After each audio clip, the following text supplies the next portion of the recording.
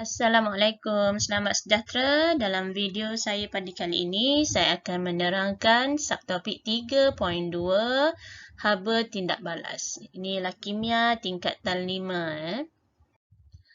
Okey, haba tindak balas biasanya dinamakan mengikut jenis tindak balas yang berlaku. So, dalam bab ni kita nak tengok ada 4 jenis tindak balas. Jadi, ada tindak balas pemendakan, penyesaran, peneutralan dan pembakaran. Jadi, kalaulah tindak balas berlaku ialah tindak balas pemendakan, jadi haba yang tindak balas dinamakan haba pemendakan. Begitu jugalah tindak balas yang lain. Jadi haba tindak balas ni dapat ditentukan melalui eksperimen dengan menentukan perubahan suhu semasa suatu tindak balas berlaku. Nilai perubahan suhu yang diperolehi digunakan untuk menghitung haba tindak balas. Jadi dalam video ni kita nak belajar cara menghitung haba tindak balas. Okey, so langkah-langkah dalam perhitungan ni lah. Langkah 1, tentukan bilangan mol bahan dan hasil tindak balas yang terbentuk. Biasanya kalau kimia ni pengiraan dia memang kena hitung bilangan mol. Okey, langkah kedua, hitung perubahan haba dengan menggunakan formula ni. Q sama dengan MC theta. Jadi theta tu ialah perubahan suhu. Dan langkah 3, hitungkan perubahan haba untuk 1 mol bahan atau hasil tindak balas yang terbentuk secara perkadaran. Dalam langkah 1 tadi kita hitung bilangan mol. Biasanya bilangan mol bahan yang kita guna di makmal tak sampai 1 mol. Jadi Q ni sama MC theta ni untuk bilangan mol yang ni lah. Jadi langkah 3 kita hitungkan perubahan haba untuk 1 mol. Dan langkah 4, nyatakan haba tindak balas yang dah dihitung dalam langkah 3 tadi. Cuma tambahkan saja delta H tu simbol dia positif atau negatif. Bergantung exothermic atau endothermic. Nilai dia dan unitnya kilojoule per mol. Okey, bilangan mol yang kita nak hitung tu, dia ada 4 jenis tindak balas kan. Jadi mol mendakan yang terbentuk untuk haba pemendakan, mol logam yang disesar untuk haba penyesaran, mol air yang terbentuk untuk haba peneutralan, dan mol bahan api yang terbakar untuk haba pembakaran. Okey, nanti kita akan lihat satu persatu contoh bagi semua ni. Okey, terdapat beberapa anggapan semasa perhitungan dibuat. Yang pertama ialah ketumpatan sebarang larutan aqueous adalah sama dengan ketumpatan air iaitu 1 gram per centimeter padu. Jadi dengan menggunakan anggapan ini, maka jisim sebarang larutan aqueous tu kita ambil isi padunya. Isi padu larutan aqueous adalah sama dengan jisim. Kalau sama jisim bahagi isi padu, baru kita dapat 1 gram per centimeter padu. Anggapan kedua ialah muatan haba tentu sebarang larutan adalah sama dengan muatan haba tentu air, iaitu 4.2 joule per gram per darjah Celsius. Anggapan ketiga, tiada kehilangan haba ke persekitaran dan tiada haba diserap oleh radas eksperimen.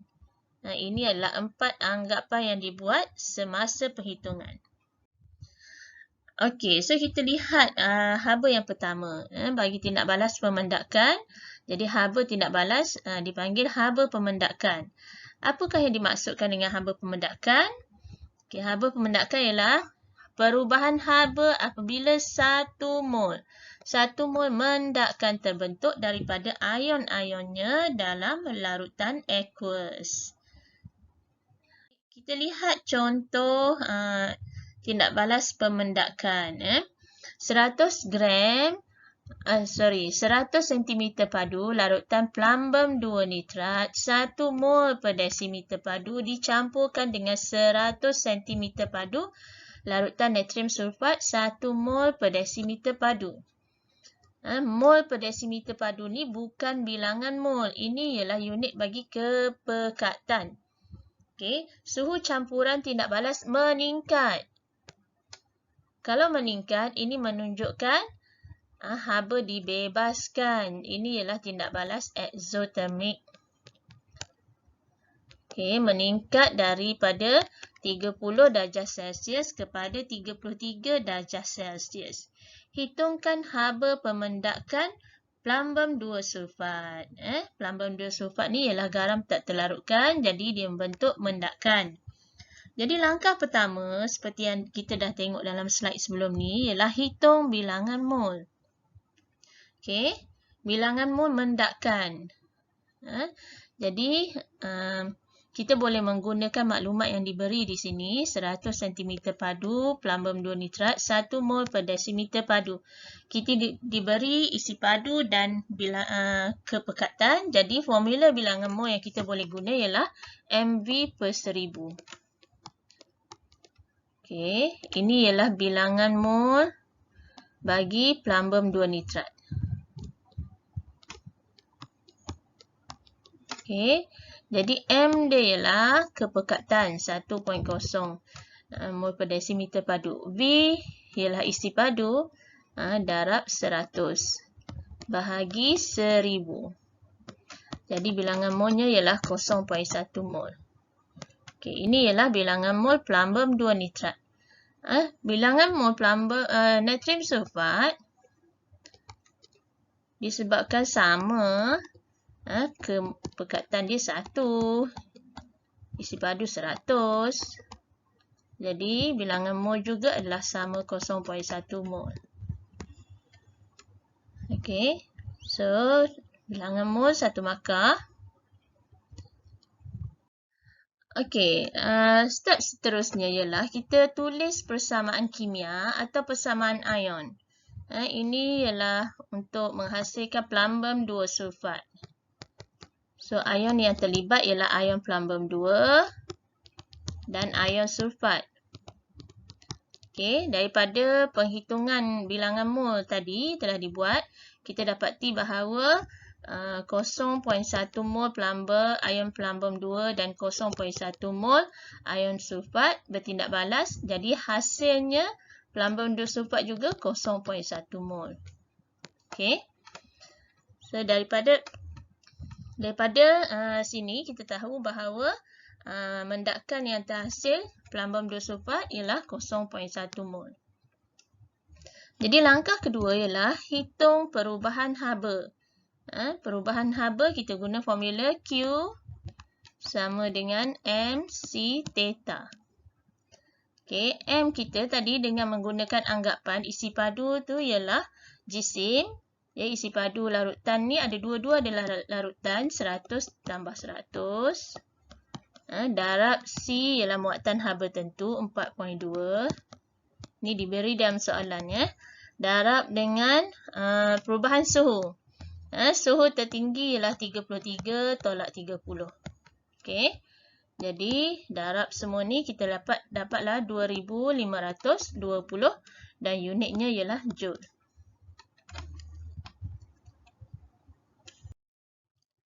Okey, langkah ketiga ialah hitungkan perubahan haba untuk pembentukan 1 mol mendakan. Kalau tadi 0.1 mol mendakan plumbum 2 sulfat membebaskan 2520 joule tenaga. Oleh sebab itu, kalau 1 mol plumbum 2 sulfat membebaskan 2520 bahagi bilangan mol 0.1. Darab dengan 1 lah. Kita nak cari untuk 1 mol. Jadi kita dapat 25200 joule. Boleh juga kita tukar kepada kilojoule dengan bahagi 1000. Jadi dapatlah 25.2 kilojoule. Okey. Ini langkah ketiga. Dan langkah akhir ialah kita tulis satu ayat haba pemendakan sama dengan ambil nilai 25.2 ni, cuma kita masukkan simbol. Disebabkan suhu meningkat, jadi ini ialah tindak balas exothermic. Exothermic simbol negatif. Letak 25.2 ni mesti kilo kilojoule. Ini ialah untuk 1 mol. Jadi per mol. Okey. Dapatlah haba pemendakan untuk 1 mol. Okey, haba penyesaran ialah perubahan haba apabila satu mol logam disesarkan daripada larutan garamnya oleh logam yang lebih elektropositif. Contohnya kita ada di sini serbuk magnesium berlebihan ditambah kepada 50 cm padu ferrum 2 sulfat 0.5 mol per desimeter padu. Suhu campuran tindak balas bertambah sebanyak 4 darjah Celsius. Hitungkan haba penyesaran ferrum daripada larutan garamnya. Okey. So sekarang garamnya ialah garam ferrum 2 sulfat. Kita nak sesarkan logam ferrum daripada larutan ferrum 2 sulfat oleh logam yang lebih elektropositif di sini iaitu magnesium. Okey, diberi isi padu, kemolaran, diberi perubahan suhu dan suhu bertambah menunjukkan tindak balas eksotermik. Okey. Okey, jadi step pertama kita boleh hitung bilangan mol dulu ataupun boleh tulis persamaan kimia dulu, mana-mana boleh ya. Jadi katalah kita tulis persamaan kimia dulu. Inilah tindak balas antara magnesium, tindak balas dengan larutan ferrum 2 sulfat. Jadi hasilnya selepas ferrum disesarkan dapatlah logam ferrum dan magnesium sulfat kerana magnesium lebih elektropositif. Okey, step yang kedua, hitungkan bilangan mol. Jadi daripada maklumat dalam soalan ni diberi isi padu dan kemolaran. Jadi kita boleh hitung bilangan mol ferrum 2 sulfat dengan menggunakan formula MV per 1000. M ni ialah 0.25. Darab V dia isi padu 50 bahagi 1000 sama dengan 0.0125 mol. Okey. Jadi daripada persamaan ni di atas ni kita dapati bahawa 1 mol ferrum disesarkan daripada 1 mol larutan ferrum 2 sulfat. Maka kalaulah 0.0125 mol ferrum, jadi larutan ferrum kalaulah 0.0125 mol larutan ferrum 2 sulfat, maka ferrum yang disesarkan juga adalah 0.0125 mol. Sama sebab nisbah daripada persamaan tu. Okey. Okey, seterusnya langkah 3. Kita hitungkan perubahan haba dengan menggunakan formula Q sama dengan MC theta. Jadi M diberi ialah 50 cm padu. Kita anggapkan jisim juga adalah 50 gram. Darab C diberi dalam soalan 4.2. Darab perubahan haba tadi diberi dalam soalan 4.0 darjah Celsius. Jadi dapatlah 840 joule. Unit haba ialah joule. Boleh juga tukar kepada kilojoule dengan bahagi 1000. Dapat 0.84 kilo K huruf kecil, J besar. Okey. Langkah seterusnya ialah hitungkan perubahan haba untuk 1 mol ferrum. Ferrum tu disesarkan 1 mol. Okey. 0.84 kilojoule ni ialah untuk 0.0125 mol ferrum. Jadi kalau 0.0125 mol ferrum, tenaga haba yang dibebaskan ialah 0.84 kilojoule. Oleh sebab itu, kalau 1 mol ferrum, jadi kita kira 0.84 bahagi 0.0125. Darab 1, nak tulis tak tulis pun boleh. Sama dengan 67.2 kilojoule. Tenaga haba dibebaskan untuk 1 mol. Jadi akhir sekali kita tulis semula nilai yang kita dah kira ni. Tapi kali ni tambahkan haba penyesaran. Sama dengan masukkan simbol. Negatif atau positif. Ini ialah eksotermik. Mana tahu? Sebab tadi haba di suhu meningkat. Suhu meningkat jadi 4 darjah Celsius tadi. Jadi eksotermik. Simbol negatif 67.2. Ambil dari sini. Unitnya kilojoule per mol. Untuk 1 mol per mol. Okey. Seterusnya haba peneutralan ialah perubahan haba apabila 1 mol air terbentuk daripada tindak balas peneutralan antara asid dan alkali.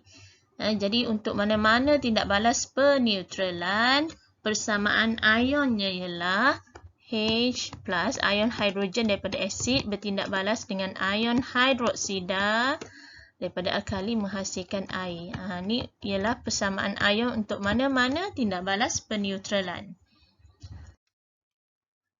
Jadi haba peneutralan bagi asid dan alkali ini dia berbeza-beza. Kalaulah asid kuat dan alkali kuat digunakan, jadi haba peneutralan ialah 57. Negatif 57.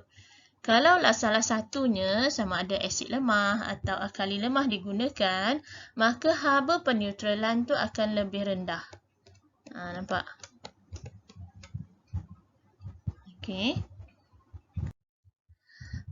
Kenapa jadinya macam tu? Ini penerangan dia. Asid lemah atau alkali lemah mengion separa dalam air. Ini kita tahu ni. Dan sebahagiannya kekal sebagai molekul. Jadi sebahagian haba yang dibebaskan semasa peneutralan diserap dan digunakan untuk mengionkan molekul asid atau alkali lemah dengan lengkap dalam air.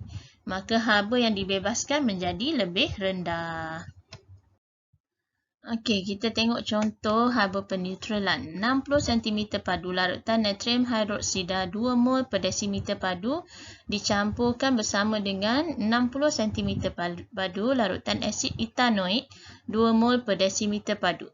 Suhu tertinggi campuran ialah 40.5 darjah Celsius. Suhu awal bagi larutan natrium hidroksida ialah 28 dan suhu awal larutan asid etanoik ialah 28.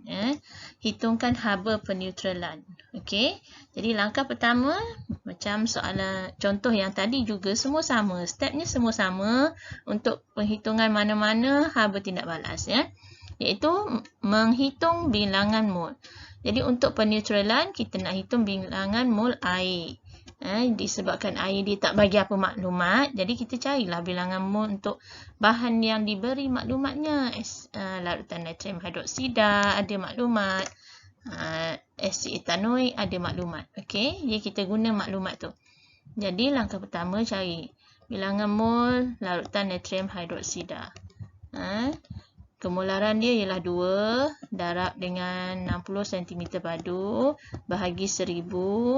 Jadi 0.12 mol natrium hidroksida digunakan. Bilangan mol asid etanoik.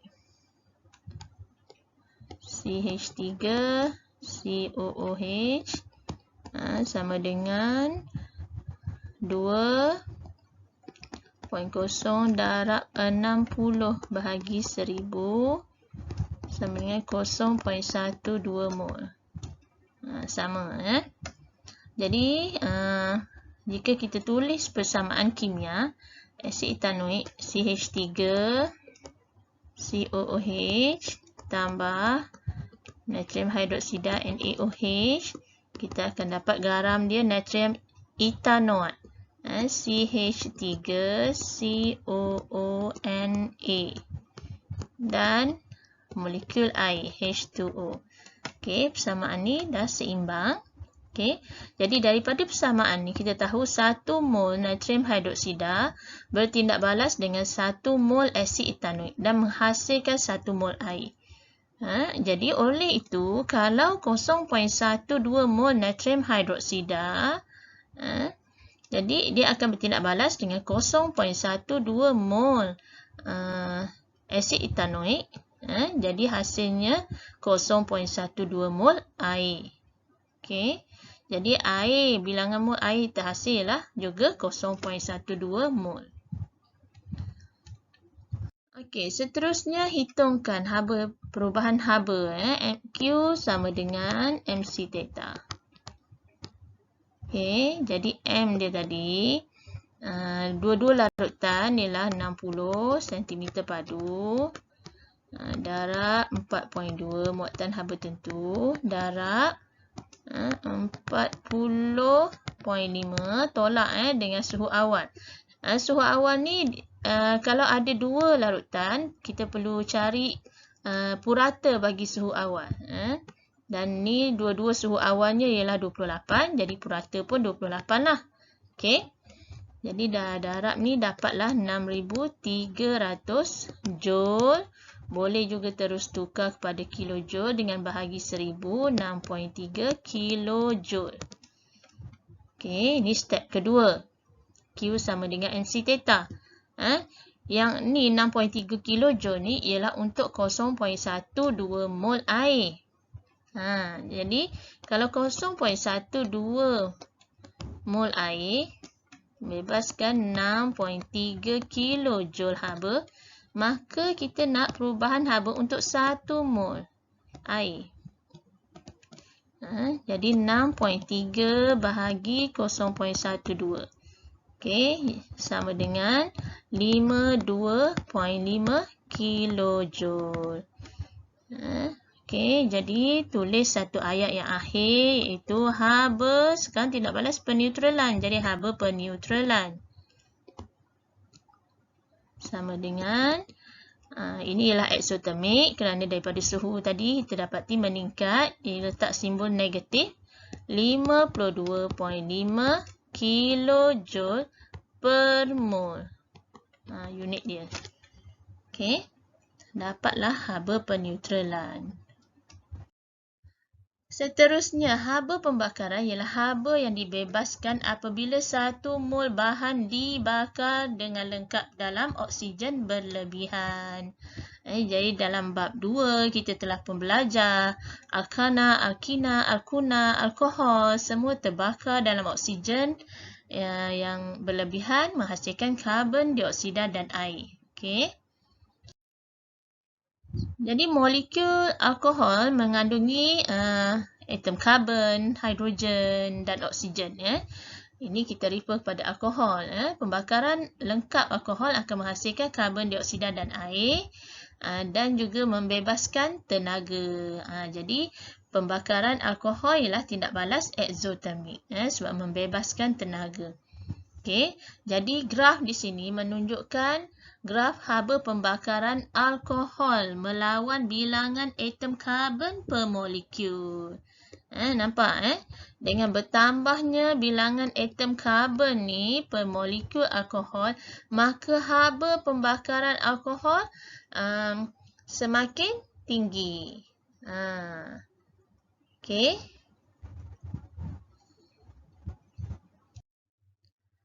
Okey, kita tengok satu contoh.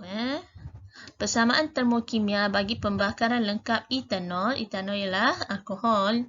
Okey, ditunjukkan di bawah. Ditunjukkan di bawah. Okey, ini ialah persamaan kimia bagi pembakaran alkohol dan ini ialah perubahan haba apabila 1 mol etanol terbakar dengan lengkap. Ini ialah untuk 1 mol. Nampak per mol unit dia. Okey, hitungkan jisim etanol yang diperlukan untuk membakar dengan lengkap dalam oksigen berlebihan supaya dapat menaikkan suhu 200 cm padu. Ini apa ni? Isi padu cm padu. Nak naikkan suhu air ni sebanyak 50 darjah Celsius. Tengok unit ni. Okey, jadi andaian kita buat ialah tiada haba yang terbebas ke persekitaran. Okey, jadi langkah pertama disebabkan di sini dah diberi perubahan haba untuk 1 mol. Jadi langkah pertama kita hitungkan perubahan haba yang berlaku dalam tindak balas ni. Okey. So Q sama dengan MC theta. M dia ialah kita ambil isi padu air. Okey. Darab C sama je 4.2. Darab theta dia diberi 50. Jadi dapatlah 42,000 joule. atau 42 kilojoule. Okey. 42 kilojoule ni untuk berapa mol ni? Okey. Jadi daripada persamaan termokimia ni kita dapati bahawa 1376 kilojoule tenaga haba dibebaskan daripada pembakaran 1 mol etanol, ya, 1 mol etanol sini. Okey. Oleh itu kalau 42 kilojoule saja ni dibebaskan, 42 joule dibebaskan bahagi dengan 1376 untuk 1 mol ni darab 1 mol. Jadi kita dapat bilangan mol etanol yang digunakan dalam tindak balas ni ialah 0.03 mol sahaja. Okey. 1376 kilojoule untuk 1 mol. Jadi 42 kilojoule untuk 0.03 mol etanol. Jadi jisim etanol yang digunakan ialah kita gunalah formula bilangan mol sama dengan jisim bahagi jisim molar. Okey. So bilangan mol sekarang ialah 0.03. Jisim molar bagi etanol ialah 46 gram per mol. Okey, dah diberi. Darab 46. Dapatlah jisim bagi etanol, iaitu 1.38 gram. Okey. Okey, so itu saja. Harap video ni dapat membantu murid-murid semua menghitung haba tindak balas. Terima kasih.